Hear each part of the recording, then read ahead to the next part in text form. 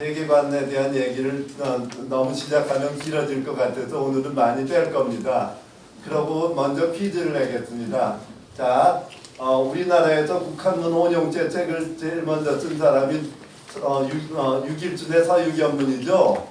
그러면 준 한글책을 최초로 쓴 사람은 누굴까요? 대한민국에서. 한글책을 제일 먼저 쓴 사람. 잘 모르는 것 같으니까 좀 힌트를 더 드리겠습니다. 한국에 그러니까 민주적인 토론단체를 만든 사람인데 협정회란 단체를 만들어서 주도했고 거기 주필로를 또 했습니다. 그리고 한국인으로 최초에 미국에 가서 박사학위도 받았고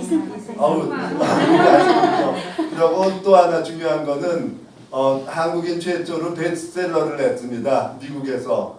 그래갖고 그때는 인세를 얼마나 받았냐면은 한 사람이 일생 동안 미국 사람이 벌어야 될 만큼의 돈이 3만 달러를 벌었거든요. 그거를 벌어서 어떻게 했냐면 인세로 받아갖고 최초로 프란체스카 여사한테 옷을 한 벌을 사주고 그 나머지는 워싱턴에서 독립운동하는 데 썼습니다. 근데 우리나라는 현대사를 잘 모르고 있습니다. 자, 그러면 또 한 가지 퀴즈를 내겠습니다. 이승만 대통령의 박사지도한 지도교수의 성함이 어떻게 될까요? 제가 말씀드리면 다 아는 사람이에요. 이승만 대통령의 박사학위 지도교수가 누군지 아시는 분 안 계세요? 자, 그러면은 민족자결주의를 주장한 미국 대통령님은 누구십니까? 네, 우드로 윌슨. 우드로 윌슨이 프린스턴 대학의 총장이었고 외교 독립운동에 필요하고 해서 우드로 윌슨 밑으로 들어가서 공부를 했고 우드로 윌슨 대통령으로부터 학위를 받았습니다. 그랬는데 그 정도면은 미국에서 편하게 교수 생활하고 살 수 있었는데 대한민국을 독립시키기 위해서 오신 그러니까 독립운동에 헌신하면서 평생을 그러니까는 풍찬노숙하면서 살았죠. 그러고 우리가 또 모르는 역사가 두 가지가 있는데 그러면 이승만 대통령이 망명해갖고 미국에서 편하게 살면서 독립운동도 안 했다고 하거든요. 그런데 미국에서 어떤 활동했는지 너무 자료도 많고 사진도 많은데 알려지지 않고 있습니다. 한국에서 하와이에 최초로 이민 간 사람들이 뭐냐면 사창주스밭 하급 노동자로 갔습니다. 그래서 자녀들 교육은 없었고 최하층민으로 떨어질 수밖에 없는 한국인 그룹이 거기서 살고 있었거든요. 그런데 한국에서 미국, 일본 일제가 쫓아내니까 하와이에 가갖고 미국에서 모금을 받아갖고 남녀 차별 없이 교육하는 학교를 세워갖고 교육운동을 했습니다. 미국에서 그 일을 하셨어요. 그러니까는 만약에 이승만 대통령이 없었다면은 하층민으로 될 수밖에 없는 한국인 그룹이 우수한 민족이 되게 만든 게 이승만 대통령이고 그 다음에 그러니까는 태평양 전쟁이 일어나니까 이제는 외교 독립의 결실을 맺기 위해서 본거지를 워싱턴으로 옮깁니다. 한국인에게 최초로 그러니까 남녀 차별 없는 고등교육 그러니까 교육을 시킨 분이었고 그렇다 보니까는 이승만 대통령 주위에 누가 많을까요? 남녀공학을 했으니까 여자들이 많죠. 나중에 미국 본토까지 보내서 대학까지 마치고 돌아오게 한 사람이 있는데 이승만 독립운동을 도운 비서 역할도 합니다. 그러니까 이제 100년 전쟁이다 뭐다 해갖고 이승만 대통령을 나쁜 사람으로 만들기 위해 갖고 스캔들을 조작해냈거든요. 그런데 이승만 사실은 자료를 다 조사해보면 알 수 있습니다. 이게 거짓말이라는 게. 이승만 대통령이 어떤 분이었냐면은 편지를 보내더라도 먹지를 대고 사본을 남겨줘갖고 어떤 편지를 보냈는지 남아있고 일생 동안 매일 일기를 썼던 사람입니다. 그런데 그거는 조사해보지도 않고서 조작을 해내고 있습니다. 심지어는 미국에서 정치 고문으로 했던 올리버 교수 같은 사람은 이승만 대통령을 너무 존경해서 이승만 대통령하고 주고받은 편지를 갖다 책으로 출판을 했습니다. 그래서 그러니까 이승만 대통령같이 위대한 일을 한 사람을 잊혀지게 할 수 없다고 주고받은 편지를 책으로 냈거든요. 그걸 보면 지금 이만열 교수 같은 사람이 얼마나 거짓말하고 있는지 알 수 있습니다. 사실 역사에서는 그걸 갖고 쓰는 기록보다는 1차 사료라고 해서 그 사람이 남긴 기록, 그 사람이 주고받은 기록이 더 중요하거든요. 그게 더 사실로 봐야 되고요. 근데 요즘 역사학자들은 국사학자들이 다 거짓말을 하고 있습니다. 네, 다음으로 넘어가겠습니다. 자, 간단한 세계관을 보여드릴게요. 원래 역사의 시작은 에덴 동산에서죠. 그러면 만약에 인간이 타락하지 않았으면 어떻게 될까요? 하나님께 영광을 돌리면서 개인 존중하고 서로 사랑하는 가운데 하나님의 완성점인 새하늘과 새 땅이 완성되었을 겁니다. 그런데 이대로 역사가 가지 않죠. 다음을 보겠습니다. 그런데 타락하기 전에 하나님이 주신 명령이 있어요. 무슨 명령이냐면 문화명령. 하나님이 이걸 좀 누가 읽어주시겠습니까? 문화명령을 좀 읽어주시죠. 창세기 1장 27절 28절 하나님이 자기 형상 곧 하나님의 형상대로 사람을 창조하실 때 남자와 여자로 창조하시고 하나님이 그들에게 복을 주시며 하나님이 그들에게 이르시되 생육하고 번성하여 땅에 충만하라 땅을 정복하라 바다의 물고기와 하늘의 새와 땅에 움직이는 모든 것을 다스리게 하시니라. 예. 네, 이게 뭐냐 하면은 바로 문화 만들려는 거죠. 나라도 만들고 서로 그러니까는 사람들이 중구난방으로 흩어져서 자기 뜻대로 하면은 문화가 만들어지고 사회가 움직이나요? 그러니까는 국가도 만들고 정치 체제도 만들어야 되는 거죠. 그렇지만 아담과 하와가 있을 때부터 정치 체계 만들 필요 있습니까? 여력도 없죠. 문화 명령 완성할 여력도 없으니까 생육하고 번성도 해야 되겠죠. 다음을 보겠습니다. 그러면 문화명령의 의미, 생육하고 번성하여 땅에 충만하라. 기독교 세계관에서 중요한 건 뭐냐면 건전한 가족 관계를 이루어야죠. 동성애 갖고 생육하고 번성할 수 있습니까? 없고, 그리고 생육하고 번성을 거부하는 건 죄악입니다. 하나님의 뜻을 문화명령부터 어기고 있는 거예요. 동성애, 주관, 페미니즘, 독진주의 등 다 이거는 죄죠.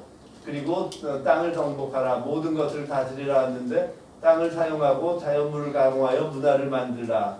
이런 건데 문화라는 거는 그렇지만 지금은 인간이 타락했기 때문에 문화가 어떻게 됩니까? 하나님을 반역하는 문화가 나타나고 한쪽으로는 하나님한테 순종하는 문화가 나타납니다. 예를 들면은 왜 제가 세계관을 말씀드렸냐면은 하나로 그러니까는 페미니즘이라는 건 뭡니까? 독신주의에다가 그리고 여자는 피해자니까는 여자는 우대받아야 되고 그리고 또 특별한 대우를 받아야 된다는 거 있잖아요. 그리고 남녀 대립으로 가는 것 자체가 반역이죠. 물론 조선시대 때 그런 제도도 잘못된 거죠. 가부장적인 제도도 잘못됐지만 항상 사탄이라는 거는 왼쪽 뺨을 때리는 것 같지만 어느새 오른쪽 뺨을 때리고 있습니다. 지금 현실이 그렇죠. 조선시대까지는 왼쪽 뺨을 때렸는데 이제 오른쪽 뺨을 때리고 있어요. 성경 말씀의 기초를 잡고 우리가 기독교 세계관을 바로 갖지 않으면 그렇게 됩니다. 기독교 세계관이라는 건 뭐냐면은 성경으로부터 얻은 진리를 갖다 신념체계로 만든 겁니다. 그러니까 예를 들면 동성애는 죄악이라고 할 수 있고 동성애는 개인의 취향이라고 하는 거 그게 바로 차이죠. 기독교 세계관에서 죄악이고 그럼 남녀는 뭐냐? 기독교 세계관적으로 보면은 서로 다르지만 동등하게 존귀하고 서로 돕는 관계죠. 그러고 인본주의 세계관에서는 가족도 부속이라고 보고 서로 그러고 해방되어야 될 존재로 보고 서로 대립적인 관계로 본다든지 그런 게 그런 우리한테 필요한 중요한 것들을 다 핵심적으로 정리를 해놓은 게 기독교 세계관입니다. 그런데 문제는 뭐냐면 목사님들 중에서 기독교 세계관에 어긋난 말을 많이 하고 있고 성도들은 기독교 세계관적으로 훈련이 되어 있지 않기 때문에 그런 걸 분별하지 못한다는 데 문제가 있습니다. 기독교 세계관을 알아야 되고 기독교 세계관적으로 사실 설교를 해야 되는 거고 그걸 분별할 수 있어야 됩니다. 다음으로 가보겠습니다. 인간 타락하니까 어떻게 됐습니까? 창조를 했으면 완성으로 가야 되는데 타락을 하고 내버려두면 어떻게 됩니까? 전체주의, 인본주의, 공산주의 쌍tum이 나와서 멸망하게 돼 있었죠. 그런데 하나님은 그대로 주지 않고 예수님을 보내서 구속을 해주심으로써 다시 창조의 목표가 달성하게 했죠. 자, 그리고 여기서 중요한 게 하나 말씀드리겠습니다. 왜 우리가 자유민주주의를 지켜야 됩니까? 기독교로서 보면은 하나님을 영광을 돌리는 입장에서 보면은 공산주의든지 중세 암흑이든지 전부 다 전체주의하고 교권주의라든지 다시 타락한 이방 사상이 들어와 갖고 인간을 억압하는 구조를 만들어 놓은 거거든요.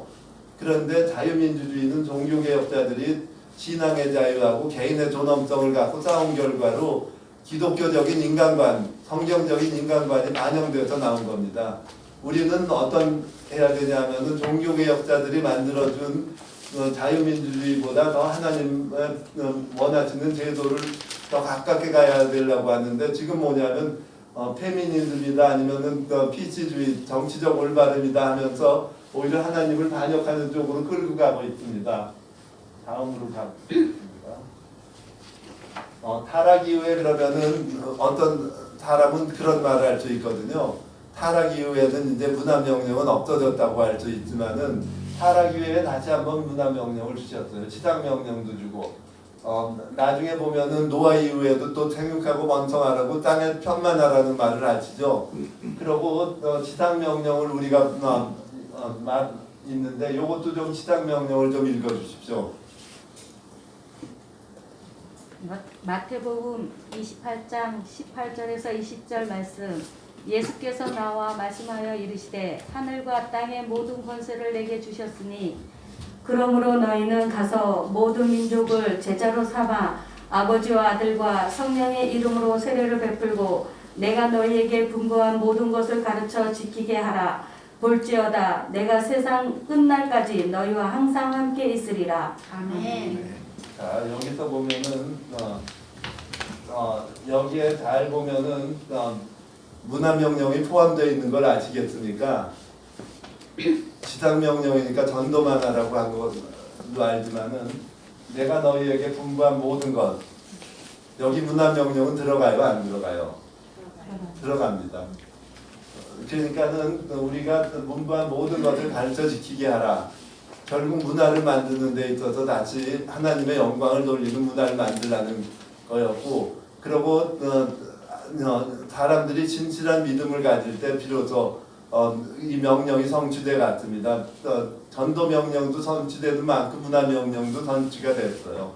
네, 다음으로 가겠습니다. 네, 여기 아까 설명한 대로 이것도 빨리 시간이 없으니까 좀 빨리 가겠습니다. 다음 페이지요. 타락 이후의 문화명령 아까 말씀드렸죠. 문화명령은 폐지되지 않았습니다. 다음은요. 자, 그러면은 문화의 세 가지 층과 타락 사건이 있는데 세 가지 층에서 보면은 세계관이란 신념체계가 있고 가치체계라는 것은 신념체계로부터 그 사회가 중요하게 여기는 가치 규범 등이 나옵니다. 예를 들면은 차별금지법 같은 건 인본주의 쪽에 속하는 거죠. 그렇지만은 원래 가족을 보호하기 위해서 간통죄 같은 걸 만들어 갖고 부부관계를 보호하는 것은 성경적 문화에 속합니다. 그런데 좀 인본주의자들이 갖가지 논리를 붙여갖고 이런 거를 다 폐지시켜 버리죠. 신념체계라는 건 뭐냐면은 진리냐 거짓이냐입니다. 에덴 동산에서 하나님이 명령하신 대로 하나님의 명령을 존중하는 게 옳았던 거죠. 선악과를 왜 따먹으면 안 되냐면은 선악과를 따먹으면 하나님을 무시하는 거죠. 하나님이 따먹지 말라고 했는데 먹으니까. 그런데 사탄은 뭐라고 합니까? 너희가 결코 죽지 아니하리라. 너희가 눈이 밝아져서 하나님과 같이 될 줄을 아니라. 이게 거짓입니다. 거짓에서 그러니까 그 사회를 만드는 도덕이나 사회 규범이 나와갖고 우리나라도 굉장히 혼란스럽게 하고 있죠. 그리고 그러면은 그 가치 체계에 따라서 문화 형태가 나옵니다.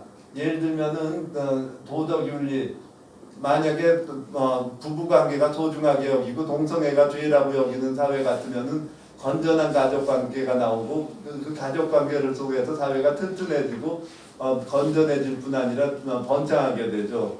그런데 동성애를 인정하고 일부 낙제 이런 사회는 어떻습니까? 굉장히 불행한 사회가 되죠.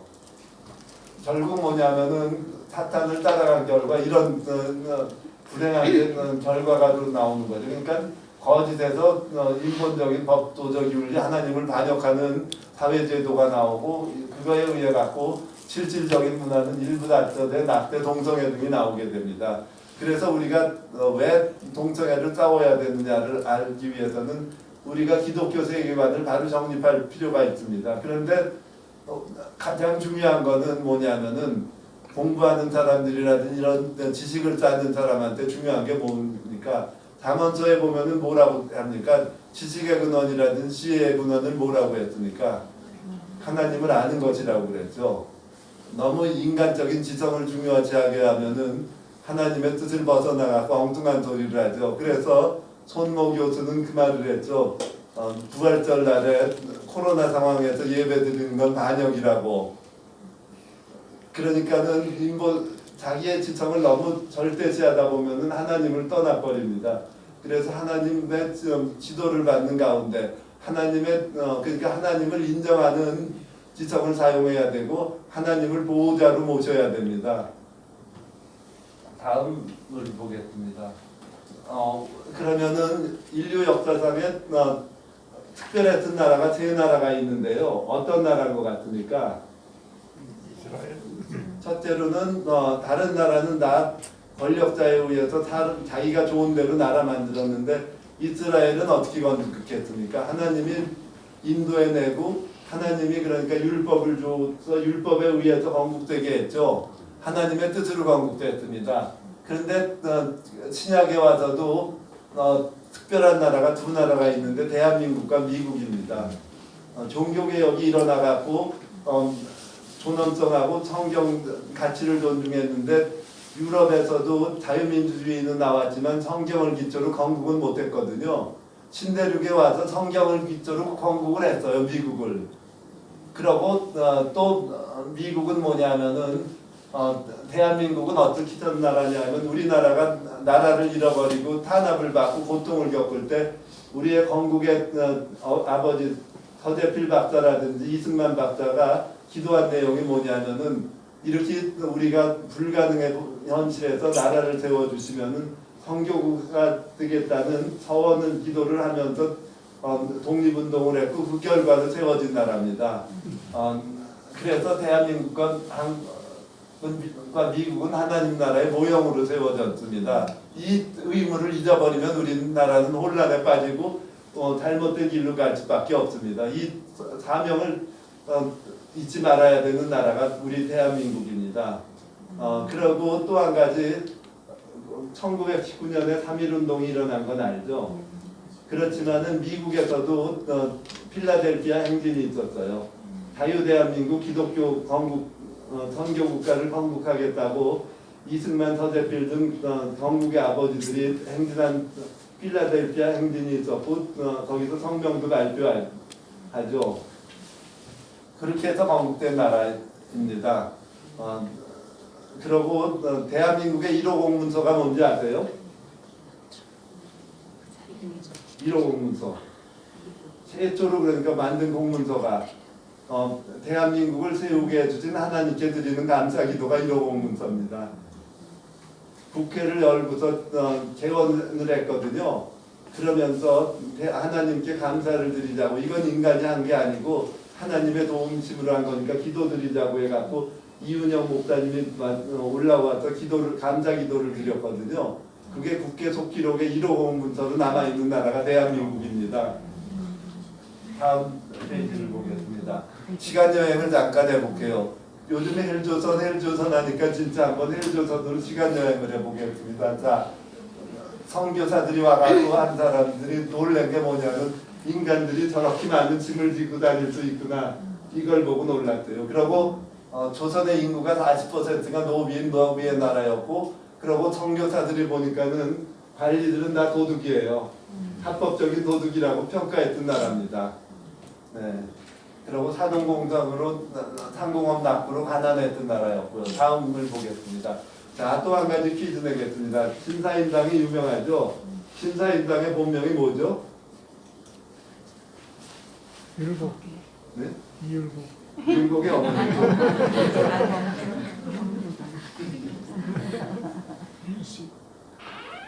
자, 신사임당 여자들은 이름조차 없던 나라가 그리고 이름이 없는데 인격이 있겠습니까?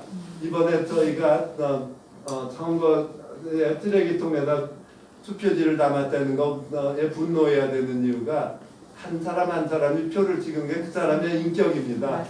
인격을 함부로 대하는 수 있다는 것 자체가 참 말이 안 되는 거죠. 철저히 이번에 심판을 해야 됩니다. 사람을 함부로 한 거하고 똑같습니다.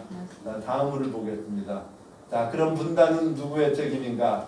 한번 요거를 설명을 해드릴 텐데요. 많이 미국의 책임이라고 그러죠. 38선은 원래 소련군이 먼저 북한에 들어오니까 남한 한계선으로 설정했어요. 그럼 누가 한번 책임인지 한번 보겠습니다. 8월 9일 날 소련군이 한반도 북부에 들어옵니다. 8월 25일 날에는 소련군이 경원선하고 경인선 남북 간의 철도를 끊어버렸습니다. 그 다음에 9월 6일에는 남북 간의 통신선을 차단하고 우편물 교환 금지를 지켜갖고 남북을 이질적으로 만들었고 그래서 생활하고 통치의 분단이 여기서 완성이 됐는데 미군은 비로소 9월 8일에 인천에 상륙했습니다. 이미 분단을 고착해 놨죠.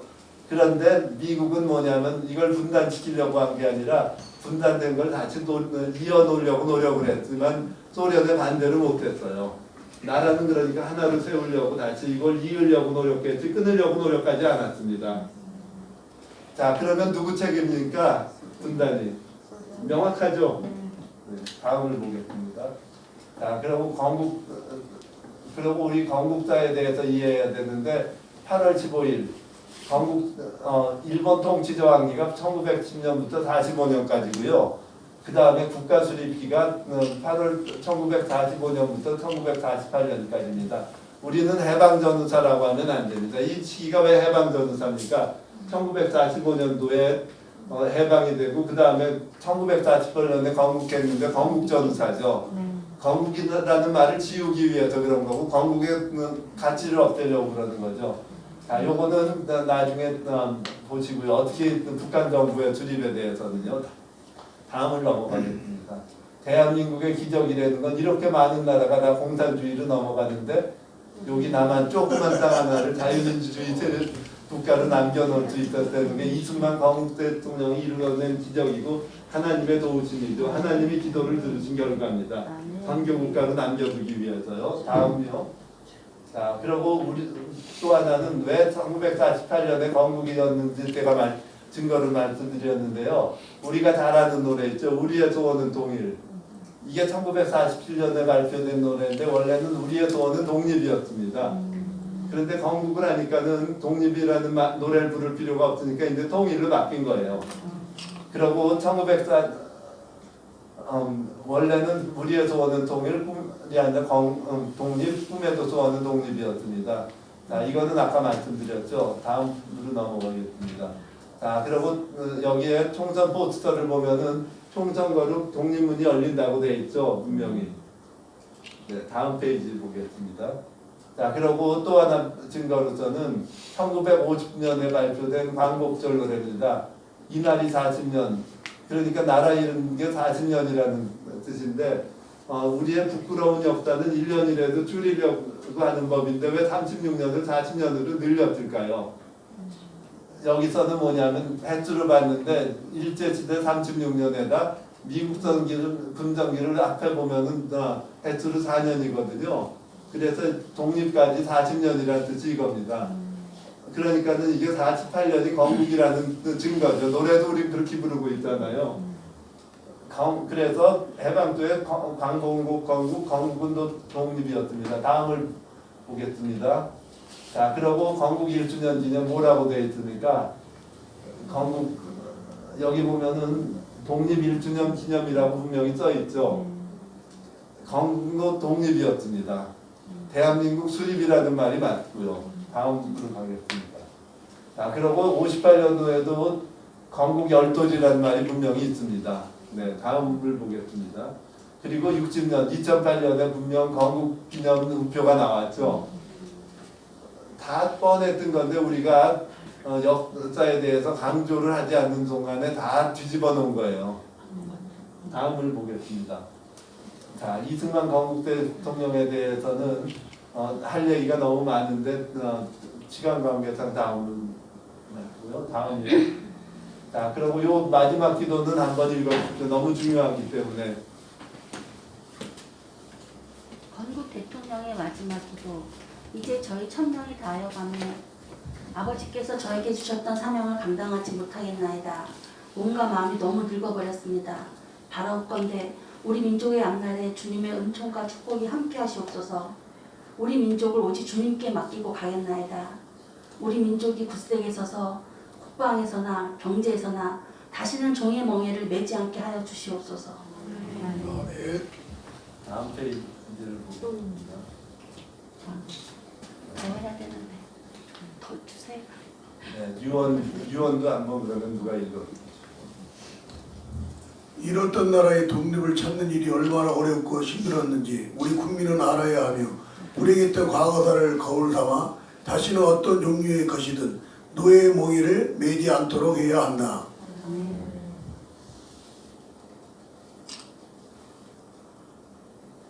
네, 그리고 요것도 기독교 이데올로기하고 세계관에 대한 얘기인데 얘기를 하면 너무 길기 때문에 넘어가도록 합시다. 네. 그리고 대한민국이 어떤 나라냐면은 근대 국가는 국민이 주인인 국가거든요.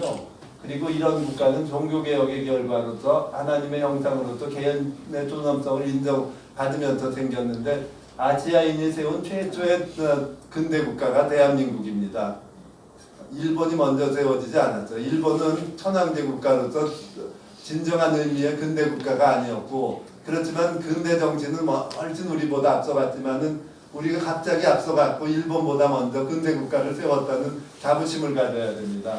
그리고 근대 이전의 국가는 권력을 운용하기 쉽게 법칙을 만들지만 지금 예를 들면 조선시대의 북괴인데 북괴는 사실 왕조 국가하고 똑같아요. 그리고 그래서 우리나라 헌법을 보면은 총각 밑에 뭐가 있습니까? 행정부의 권한이 나오지 않고 국민의 권리와 의무가 나오죠. 행정부든 국회든 뭐든지 다 국민의 권리와 의무를 하는 것을 도와주기 위해서 있는 거죠. 다음으로 보겠습니다. 자, 요거 그 얘기를 지금 했고요. 다음이요. 자, 요것도 얘기를 하면 기니까 더 넘어갈게요. 네. 그리고 자유의 의미. 광화문 광장에서 김일성 만세가 울려 퍼질 때 비로소 진정한 민주주의가 완성된다. 자, 그러면은 자유를 주는 목표가 악을 제한 없이 실천할 수 있는 게 악입니까? 자유의 목적입니까? 성경적으로 보면 자유가 뭔가요? 왜 자유가 필요합니까? 우리가 진리를 알지니 진리가 너희를 자유케 하리라 했는데 성경적으로 보면은 자유라는 거는 하나님의 뜻을 알아가고 하나님의 뜻을 구현해 가는 데 있어서 어떤 제약도 없는 거 그걸 자유라고 부르고 있고 좀 그러니까는 그러니까는 하나님과의 직접적인 말을 빼고 인간적인 측면에서 보면 개인의 적성과 능력을 개발하여 사회에 기여하면서 보람있게 사는데 제약이 없는 걸 자유라고 그러죠. 그러니까는 악한 자가 선하다고 외치는 게 그게 자유가 아니라는 거죠. 다음이요. 자, 그래서 우리나라는 어떤 나라냐 하면은 신약의 이스라엘입니다. 성경의 가치로 건국한 나라고 신약의 이스라엘의 사명은 구약의 이스라엘을 복음으로 거룩하게 하고 지상명령과 문화명령을 완성해 갖고 하나님의 의도를 완성해야 됩니다. 이것이 완성될 때 저는 예수님의 재림이 있다고 생각합니다. 하나님은 실패하는 분이 아니거든요. 하나님은 뜻을 반드시 이루십니다. 다음이요. 자, 그리고 하나님의 나라의 진선, 사탄의 반역 쪽에 보고 성령님의 역사를 보고 이걸 시간으로 본다면 예수님이 와서 복음에 시작해갖고 로마 선교를 해서 신앙의 공인을 받죠. 계속 이렇게 올라가서 완성해 갔으면 좋을 텐데 타락을 해서 중세에 옵니다. 중세 그러니까는 완전히 농노제도라고 인간이 신음하는 제도를 받다가 말씀이 없으니까 종교개혁이 왔죠. 개인이 존엄성을 인정받는 나라 미국하고 대한민국이 건국이 됩니다. 우리는 갈래길에 서 있습니다. 공산주의라든지 정치적 올바른 전체주의에 영향을 받아서 망하는 다시 떨어지는 길로 갈 것인가, 이스라엘을 회복시키고 성교하고 문화명령을 완성해 갖고 하나님의 뜻을 완성하고 예수님의 재림을 앞당기는 길로 갈 것인가, 그 선택의 기로에 있습니다. 그러니까 우리는 동성애하고도 싸워야 되고 하나님을 반역하는 모든 제도를 갖고 싸워야 되죠. 다음 페이지를 마지막 보겠습니다. 이게 그 말을 하는 거고요. 마지막 페이지를 보겠습니다. 지도가 나오죠. 자, 우리가 왜 북한을 무너뜨리고 우리가 왜 싸워야 되는지를 한번 보겠습니다. 여기는 어떤 데입니까? 정치적 헤게모니를 회계 원리주의자들이 잡고 있죠. 선교하기가 굉장히 어렵습니다. 중국에는 그래도 핍박을 받아도 시진핑 전까지 지하교회가 번창을 했죠. 그리고 북한에서는 자유가 없고 신음할 뿐 아니라 정치범죄 용처에 기독교인이 갇혀 있고 신앙의 자유가 없습니다. 자, 그러면은 어떻게 돼야 되겠어요? 이스라엘까지 가는 지름길이 저는 뭐라고 보고 있냐면, 북한을 무너뜨려 갖고 동포를 해방하고 신앙의 자유를 얻게 해갖고 여기를 복음화시키게 되면 조선족이 복음화됩니다. 그럼 그 사람들이 여기에 만약에 시진핑 정권이 무너지고 옛날 같은 정도의 신앙의 자유를 다시 얻게 되면은 신장 우구르라든지 이런 회교권으로 가게 되죠. 그 다음에는 그러면 이제 여기를 무너뜨릴 때는 다시 옛날에 신앙의 자유가 주어지고 여성의 존엄성이 어느 정도 인정받은 팔레비 왕조의 이란 같은 나라가 다시 나와갖고 회교권을 선교할 길이 열려야 됩니다. 카터는 평생 동안 대통령으로서 주일학교를 쉬지 않고 주일학교 선생님을 계속했다고 하거든요. 그렇지만 카터는 세계 역사에서 보면 하나님을 반역하는 편에 섰습니다. 그나마 선교가 될 수 있는 나라가 뭐냐면 이란이었는데, 팔레비 왕조 때는 선교도 할 수 있었고, 그리고 여자도 대학 다니고 히잡을 쓰지 않고 돌아다닐 수 있는 개인의 자유가 인정됐고, 거기가 그러고 다 여기 석유 나오는 나라 보면은 왕실은 부유하지만은 국민들은 가난에 허덕이는 나라들입니다. 그런데 이란은 어떤 나라였냐면 그 당시에 석유 자본이 들어오면은 국민이 잘 살고 국가가 부강하게 나오는 상당히 그러니까 입헌군주제로서 합리적인 나라였는데, 물론 왕비가 사치를 했다고 하지만은 그 사치나 불법이 이런 회계 원리 국가만큼 했겠습니까? 그런 나라를 잘 보호할 생각을 해야 되는데 오히려 비난하는 쪽에 카터가 섰고, 또 그러고 박정희 정부를 무너뜨리는데 앞장서려고 했죠. 바로 하나님을 반역하는 편에 서게 됐는데, 그리고 우리나라의 대한민국의 특징이 하나가, 대한민국을 세운 이승만 대통령의 부인이 유태계입니다. 지금 유태인들이 기독교인들한테 반감이 많은 게, 종교견 십자군 운동 때 유태인을 너무 핍박하고 죽였고, 그리고 나치가 나왔거든요.